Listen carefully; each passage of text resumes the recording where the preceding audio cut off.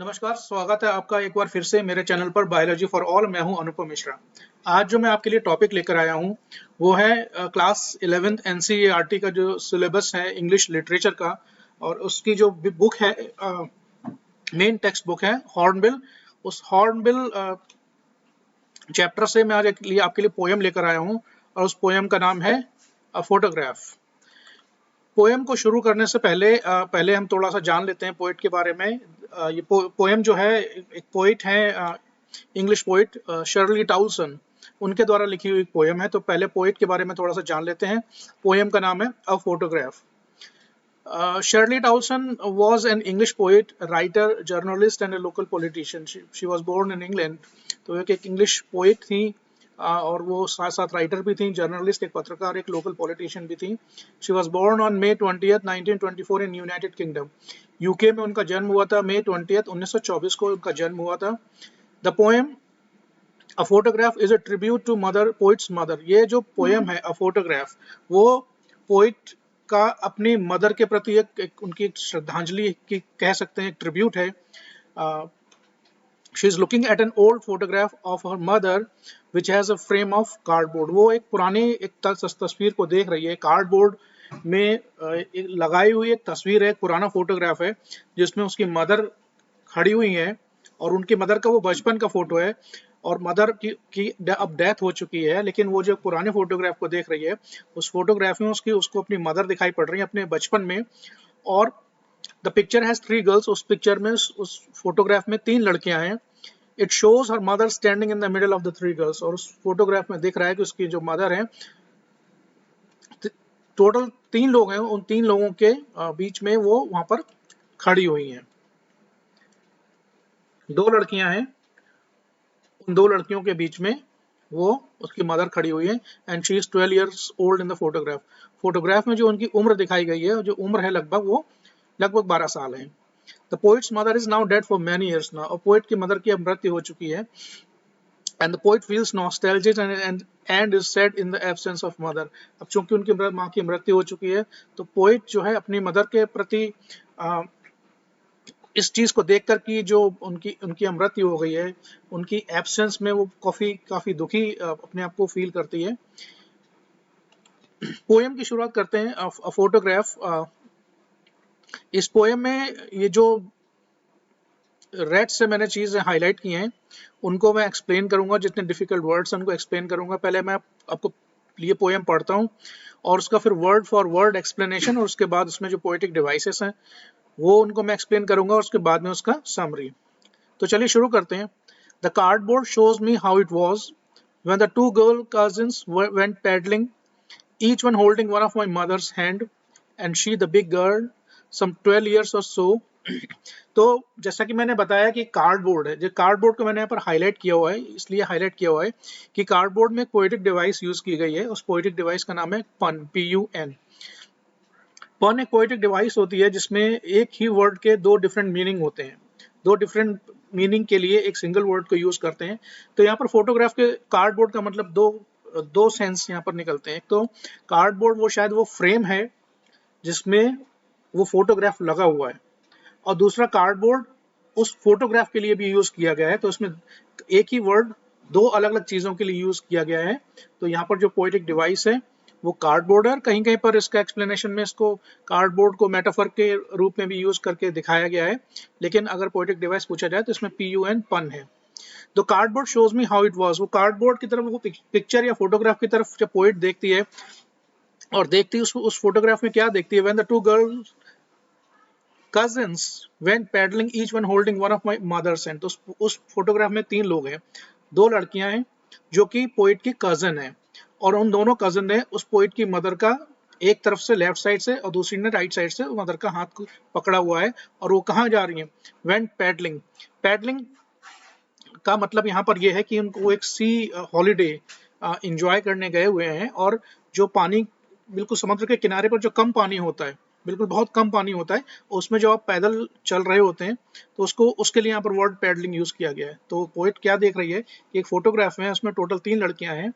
एक का नाम बेटी, दूसरे का नाम है डॉली, और उनके बीच में एक लड़की खड़ी हुई है जो लगभग 12 साल की है। वो लड़की ही पोइट की मदर है, और जब वो 12 साल की थी उस टाइम ये फोटोग्राफ खींचा गया था। And she the big girl some 12 years or so. वो जो बीच में लड़की खड़ी हुई है उसकी लंबाई बाकी दो लड़कियों से थोड़ी ज्यादा है, और उसकी उम्र लगभग 12 साल है। All three stood still to smile through their hair at the uncle with the camera। और तीनों लड़कियां स्माइल कर रही हैं, वहां पर बिल्कुल स्थिर खड़ी हुई हैं और स्माइल कर रही हैं। थ्रू देयर हेयर का मतलब उनके बाल शायद उनके चेहरे पर आ रहे हैं उस टाइम पर, हवा के चलने की वजह से ऐसा हो सकता है। और वो कहाँ देख रही हैं? At the uncle with the camera. वो अंकल की तरफ देख रही है, उनके फैमिली के ही कोई अंकल होंगे जो कि वहां पर कैमरा लिए खड़े हुए हैं, और वो कैमरे का से वो क्या करने वाले हैं, उन तीनों लड़कियों का एक फोटोग्राफ खींचने वाले हैं। तो वो तीनों लड़कियां बिल्कुल स्टैंड स्टिल। देखिए फोटोग्राफ में जब नॉर्मली हम फोटोग्राफ खिंचवाते हैं तो ऐसा जरूरी होता है कि आप सीधे खड़े रहें ताकि फोटो ब्लर्ड इमेज आपकी फोटोग्राफ पर ना आए, फोटो खराब ना हो जाए। तो तीनों लड़कियां स्माइल कर रही हैं, बिल्कुल सीधी बिना हिले डुले खड़ी हुई हैं। उनके बाल उनके चेहरों पर आ रहे हैं, और वो किसकी तरफ देख रही हैं? एक अंकल है वहां पर उनकी फैमिली के, जिन्होंने हाथ में कैमरा लिया हुआ है और कैमरे से वो फोटो खिंचवाने के लिए खड़ी हुई है। A sweet face my mother's was that was before I was born। ये फोटोग्राफ तब पोइट की कह रही जब मेरी mother, she was a good looking girl at that point of time. वो उस समय बहुत एक सुंदर दिखने वाली लड़की थी। और ये फोटोग्राफ कब का है? Before I was born. Poet कह रहा जब मेरा जन्म भी नहीं हुआ था उस टाइम ये फोटोग्राफ खींचा गया था, और मेरी मदर उस टाइम पर, उस समय उनका चेहरा कैसा था? काफी स्वीट, बहुत सुंदर चेहरा था उनका। And the sea which appears to have changed less washed their terribly transient feet। और जब मैं समुद्र की तरफ देखती हूँ, उसके फोटो के बैकग्राउंड में समुद्र है ऑब्वियसली। जब वो समुद्र के किनारे टहल रही हैं पानी में, तो पीछे बैकग्राउंड में क्या दिखाई पड़ रहा है? समुद्र दिखाई पड़ रहा है। Which appears to have change less. ऐसा प्रतीत होता है कि जब ये फोटोग्राफ खींचा गया था तब से लेकर अब तक, और सी में कोई परिवर्तन, समुद्र में कोई परिवर्तन नहीं हुआ। देखिए नेचर में जो चीजें होती है उनमें परिवर्तन आमतौर पर देखने को नहीं मिलता है, वो लगभग वैसी ही होती हैं।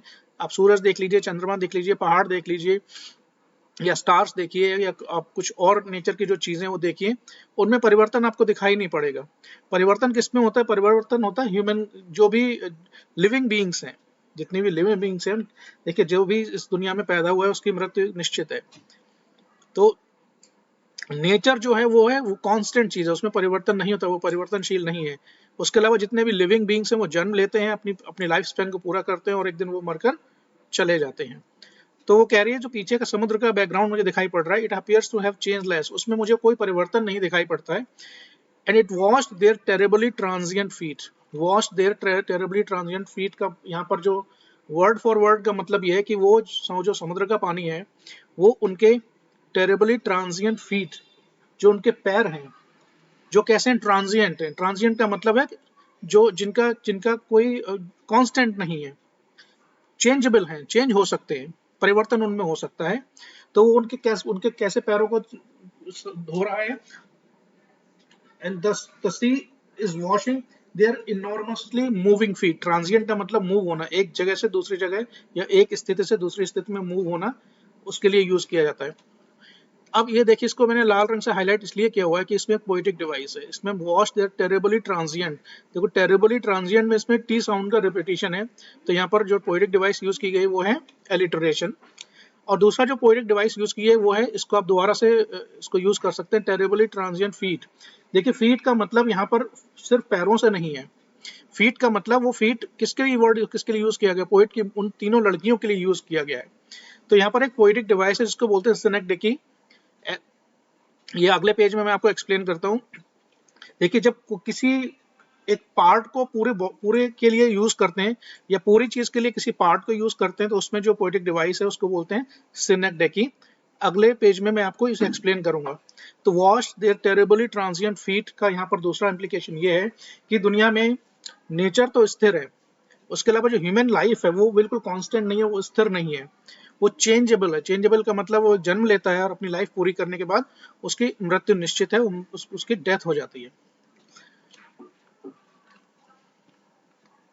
आगे बढ़ते हैं।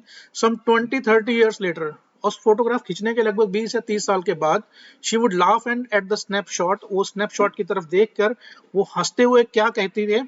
सी बेटी and Dolly, she would say, and look how they dressed up us for the beach. देखो बेटी और डॉली बेटी और डॉली उन दो लड़कियों का नाम है जो पोएट की मदर की कजिन है। और क्या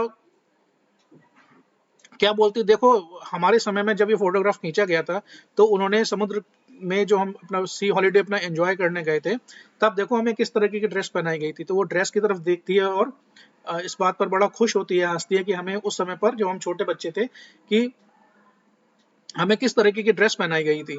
the sea holiday was her past and mine is her laughter. अब पोइट कह रहा है कि सी holiday was her past, poet की मदर का जो पास्ट था, जो उसका उसका उसका वो समय था, वो उसका सी हॉलीडे था, समुद्र के किनारे जो लोग छुट्टियां बिताने जाते हैं। And mine his her laughter, और मेरे लिए उसका जो पास्ट है वो अपनी मदर की स्माइल है, उसका लाफ्टर है। बोथ राई, WRY इसको पढ़ेंगे wry, with laboured ease of loss. इसको भी देखिए मैंने इसको हाईलाइट किया हुआ है रेड कलर से, क्योंकि इसमें भी एक पोएटिक डिवाइस यूज की गई। कौन सी है मैं आपको बताता हूँ, पहले इसका मतलब समझ लेते हैं। बोथ का यहाँ पर किस लिए यूज किया गया, बोथ का दो चीजों के लिए यूज किया गया। एक तो सी हॉलीडे के लिए यूज किया गया बोथ, और दूसरा उसकी मदर की स्माइल के लिए यूज किया गया। बोथ वर्ड जो है यहाँ पर दो चीजों के लिए यूज किया गया। एक तो सी हॉलीडे के लिए, जो कि एक जगह को के लिए यूज किया गया है, और दूसरा हर स्माइल। और वो हर स्माइल किस लिए यूज किया, वो टाइम दिखाता है जो पास्ट का टाइम है, यानी कि दोनों चीजें अब पास्ट हो चुकी हैं। पास्ट, और उसमें फर्क क्या है कि उसमें सी का जो बैकग्राउंड है वो तो चेंज नहीं हुआ है, लेकिन उसकी स्माइल अब मैं, क्योंकि मदर की अब डेथ हो चुकी है, तो उसकी स्माइल जो मैं फोटोग्राफ में देखती हूँ तो वो क्या है, वो मेरे लिए उसका पास्ट हो गया है। With laboured ease of loss, देखिए इसमें दो वर्ड यूज किए, लेबर्ड ईज। लेबर का मतलब जो है पेन होता है, और ईज का मतलब थोड़ा सा आसान होता है। तो इसमें दो वर्ड यूज किए गए जिनका अपोजिट सेंस बनता है, दोनों का मीनिंग कैसा है, अपोजिट मीनिंग है। तो यहाँ पर दो वर्ड एक ही चीज के लिए यूज किए गए। इस यहाँ पर जो पोएटिक डिवाइस है वो ऑक्सीमोरॉन, OXYMORON, ऑक्सीमोरॉन। तो ये दोनों चीजें हैं, दोनों में क्या मतलब, अभी मैंने क्या बताया, दोनों में एक तो सी हॉलीडे जो कि जगह के बारे के लिए यूज किया गया है, और हर लाफ्टर उसकी जो स्माइल है, पोइट की मदर की जो स्माइल है, वो टाइम के लिए यूज किया गया है। बोथ आर ट्विस्टेड, राई का WRY, राई का मतलब क्या होता है, ट्विस्टेड। तो पोइट की स्माइल और sea holiday are twisted and distorted. अब उनका कोई मतलब नहीं रह गया है, वो दोनों चीजें ट्विस्टेड और डिस्टॉर्टेड है। और the poet is sad with the unnatural and painful and peaceful loss. जो लॉस हुआ है, ये लॉस किसका हुआ, पोइट की मदर की डेथ हो चुकी है, तो ये पोइट के लिए बहुत बड़ा लॉस है। तो दोनों ही चीजें, बोथ सी हॉलीडे और उसकी मदर की smile, they are twisted with labored ease of loss.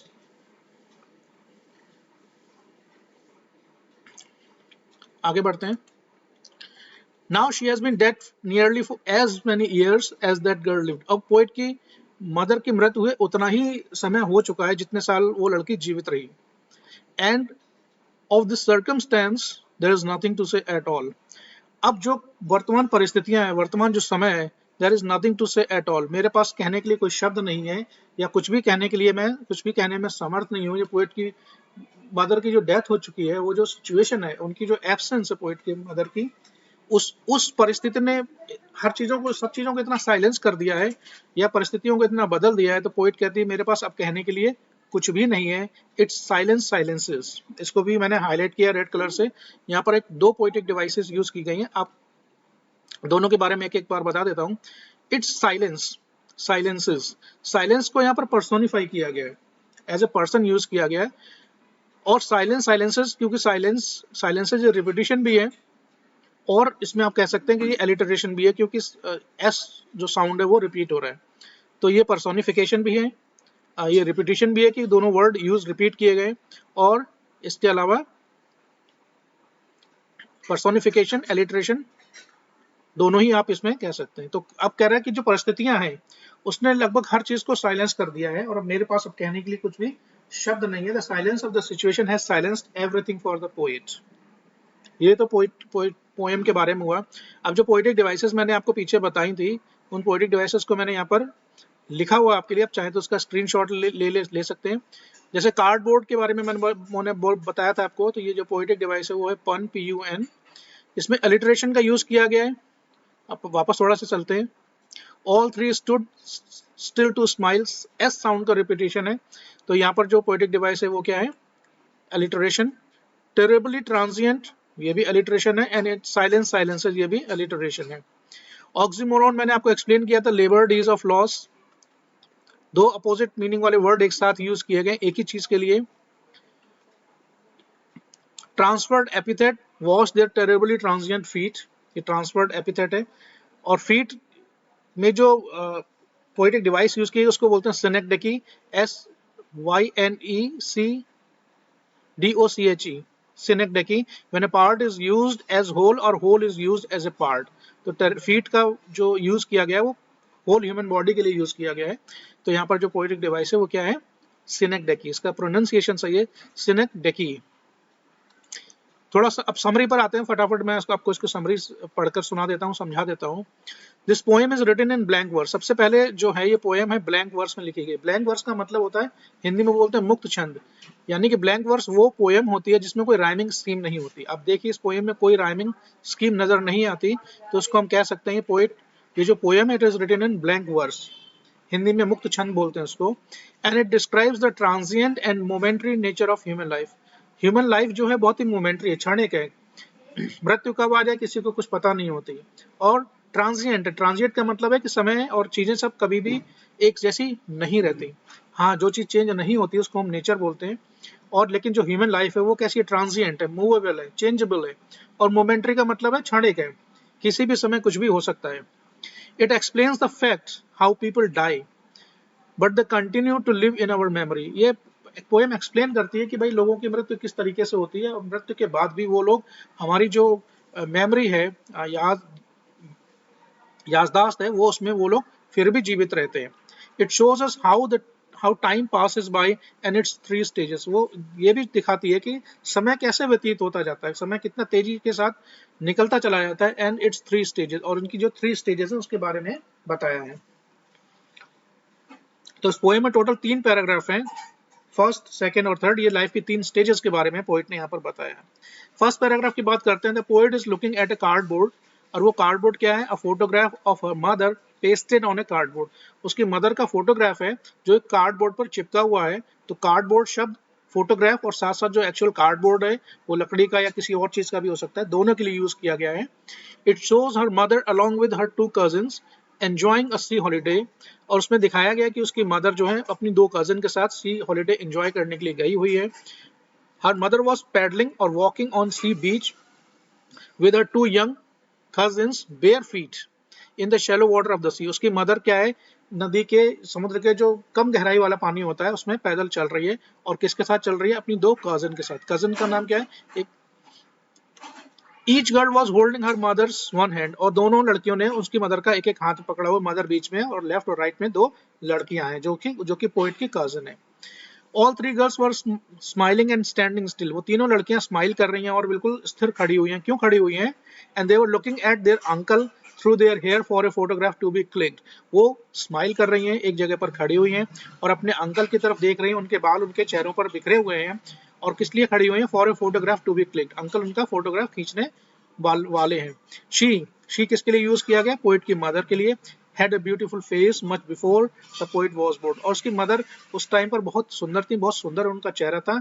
कब, जब पोएट का जन्म भी नहीं हुआ था। ये उस टाइम का फोटोग्राफ की बात हो रही है। The sea which seem to have changed less wash their enormously transient feet.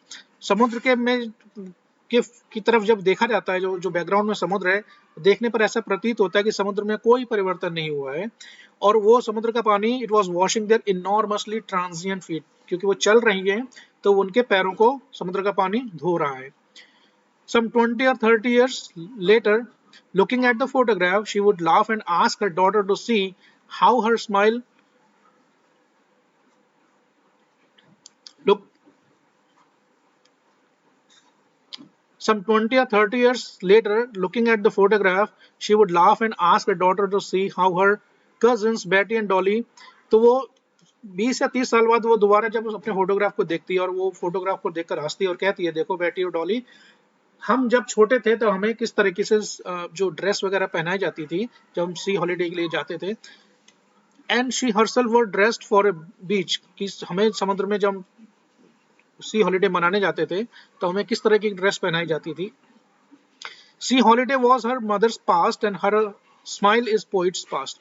जो सी हॉलीडे है वो मदर का अपना पास्ट था, और उसकी जो स्माइल है वो पोइट के लिए पास्ट की तरह है, बीते हुए समय की जैसी है। बोथ बोथ दो चीजों के लिए यूज किया गया, sea holiday and her smile. Both the sea holiday and her smile are twisted, distorted and sad with the painful but peaceful loss. ये लॉस जो है बहुत ही पेनफुल रहा है और पीसफुल भी रहा है। Now the poet's mother is dead for as many years as she lived. जितने साल वो पोइट की मदर जिंदा रही उतने ही साल अब उसको उसकी डेथ को हुए हो चुके हैं, उसको मरे हुए हो चुके हैं। And under the present situation, वर्तमान परिस्थिति में क्या है, the poet is unable to say anything. Poet अब कुछ भी कहने में समर्थ नहीं है, उसके पास शब्द नहीं है इन चीजों को बताने के लिए, एक्सप्लेन करने के लिए, as there is nothing to say at all, क्योंकि उसके पास कहने के लिए अब कुछ भी नहीं है। The silence of the situation has silenced everything for the poet. जो परिस्थितियां हैं उसकी जो साइलेंस है उसने हर चीज को लगभग खामोश कर दिया, हर चीज को चुप कर दिया है। ये था इस पोएम का एक्सप्लेनेशन। आपका इस बारे में अगर कोई कमेंट है, कोई सुझाव है, तो उससे मुझे जरूर अवगत कराएं। ये आपको वीडियो कैसा लगा उसके बारे में अपनी राय कमेंट सेक्शन में जरूर दें। जिन लोगों ने चैनल सब्सक्राइब नहीं किया वो चैनल को सब्सक्राइब करें, वीडियो को लाइक करें। चैनल से जुड़े रहने के लिए बहुत बहुत धन्यवाद, आपका बहुत बहुत शुक्रिया।